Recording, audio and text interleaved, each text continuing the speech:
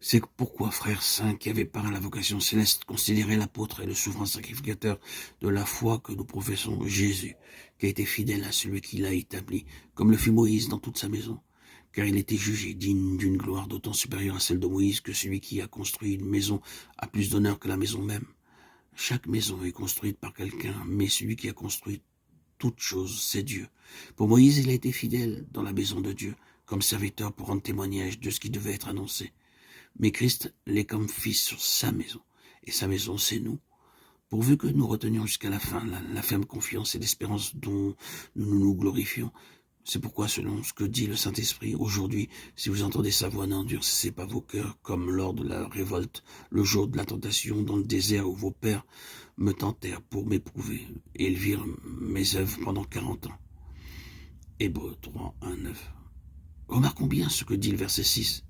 Cette maison, c'est nous. Ce que Moïse construisit fut de courte durée, et ce que Salomon construisit plus tard fut aussi pour un temps limité. Bien que ces choses furent très glorieuses en leur temps, le tabernacle, comme le temple, devait être aboli un jour.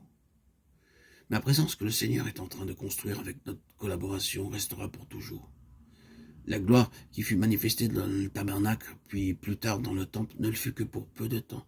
Tandis que maintenant le Seigneur désire révéler cette gloire qui restera pour l'éternité.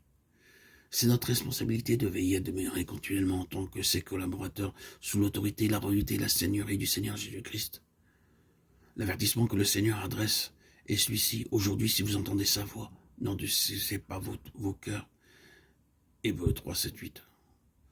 Ainsi, tout ce qui fut construit du temps de Moïse et du temps de Salomon ne fut qu'une ombre de la construction actuelle de la maison spirituelle du Seigneur Jésus-Christ. Voyons maintenant ce qui se produisit dans ces jours-là, lorsque le temple de Salomon fut achevé. Lorsque Salomon eut achevé de prier, le feu descendit du ciel et consuma l'holocauste. Et les sacrifices et la gloire de l'Éternel remplit la maison. 2 Chroniques 7, 1. Le feu descendit du ciel et consuma l'holocauste. Le sacrifice sur l'autel.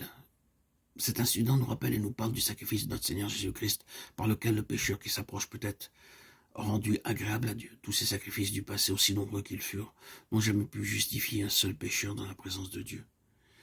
Mais le Seigneur Jésus-Christ, par un seul sacrifice unique et parfait, nous a amené à la perfection pour toujours.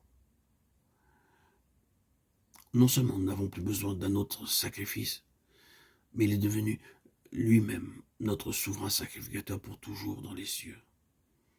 Remercions le Seigneur d'avoir reconnu notre Sauveur, sa seigneurie. Il a été et il est notre Rédempteur et notre rédemption. Il a pris nos péchés, lui qui était parfait et sans péché. Il a été notre substitution. Gloire à Dieu au plus haut des cieux, et paix sur la terre aux hommes qu'il aime.